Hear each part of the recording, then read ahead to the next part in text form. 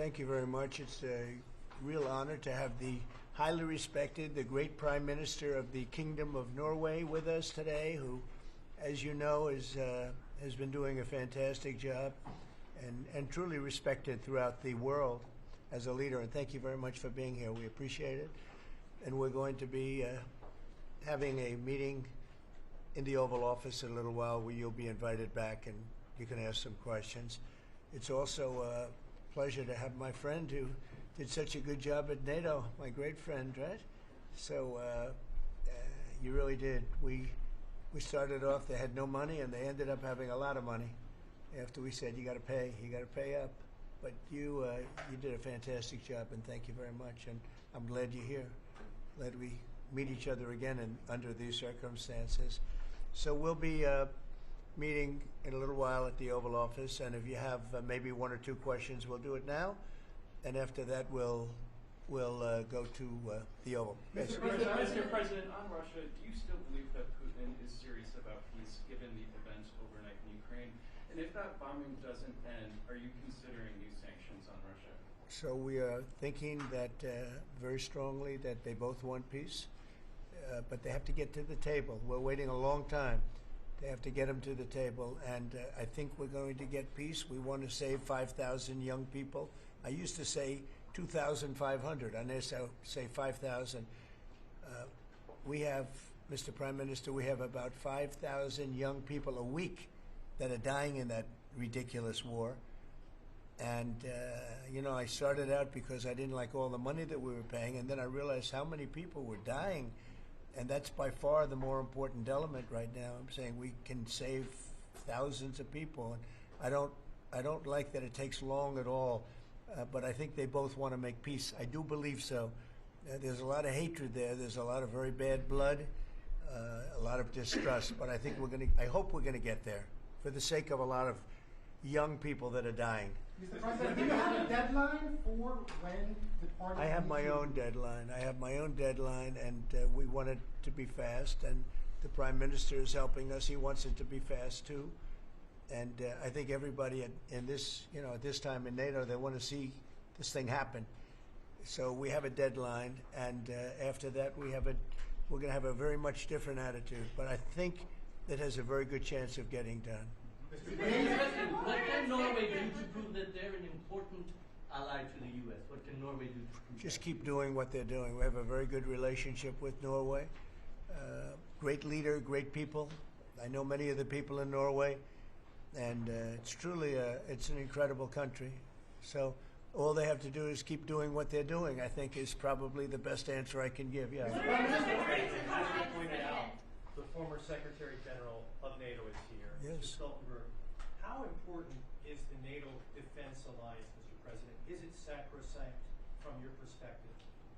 Well, it's a very interesting question. It's certainly very important for Europe, and I think without us it wouldn't be as nearly as powerful.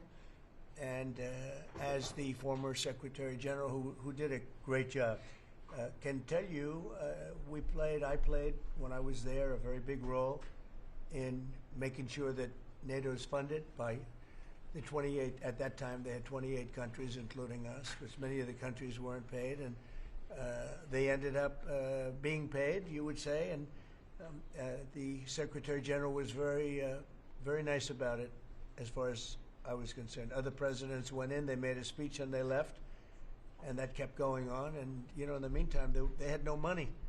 And the United States was paying far more than its fair share. You could say that they were paying, I actually said sometimes it looked like 100%, and it was unfair. And the two of us worked very well together, and we took care of the situation. There are some Mr.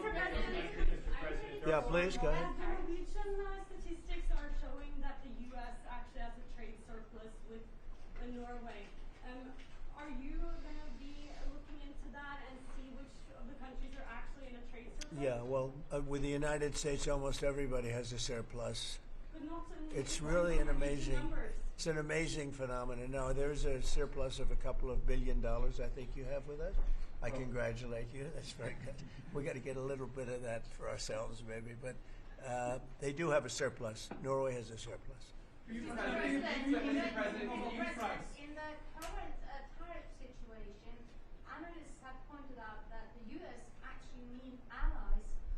Do you consider Norway as a possible ally in the situation? I think Norway's always been an ally. They've been somebody we've been very close to, very friendly with. Maybe more so now with me than other people, but I think Norway's always been a great ally, yeah. Norway's been a friend. That's a very strange question, actually, because the U.S. is our lead ally, and we build on a relationship which we will talk about now, Mr. President. Yeah. It's of high relevance, and I'm very happy that we have Secretary of State and Secretary of Defense. Right. So this is a very strong tie. But it was a question about ally in the tariff situation specifically. Tariff situation. Yes. Oh, well, that's we're talking about a little bit different subject. Then we're talking about a different type of ally. No, in this case, he would be very much inclined to be an ally of Norway because he wants to make the best business deal possible. And Norway and the Norwegians are great business people. They're great traders. They're great, very smart nation, very well-managed nation. Has been for a long time, and in particular now with this leadership. But we'll be talking about trade and other things, and I think we're going to come to a conclusion very quickly. Mr. Prime Minister, I was wondering whether you think that Donald Trump, for his effort in Ukraine and otherwise, deserves to be nominated for a Nobel Peace Prize.